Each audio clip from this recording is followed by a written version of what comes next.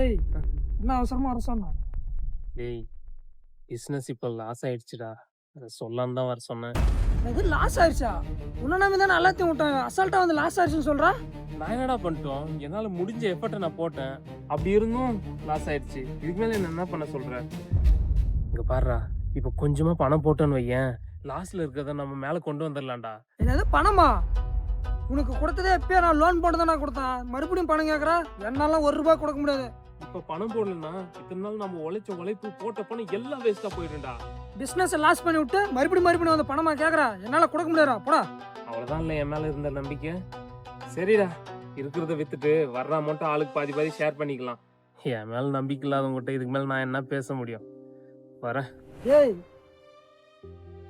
எவ்வளோ அமௌண்ட் தான் தேவைப்படுது? 4 லட்சம் இருந்தா போதும்டா. நான் 2 லட்சம் ரூபா போட்டுடுறேன். நீ 2 லட்சம் அரேஞ்ச் பண்ணன்னு வையேன், நம்ம பிசினஸ் மேல கொண்டு வந்துடலாம்டா. சரி நான் ட்ரை பண்றேன். சரிடா, கொஞ்சம் சீக்கிரமா. சரி சரி வரேன். கொஞ்சம் சீக்கிரமா ரெடி பண்றா. ஆ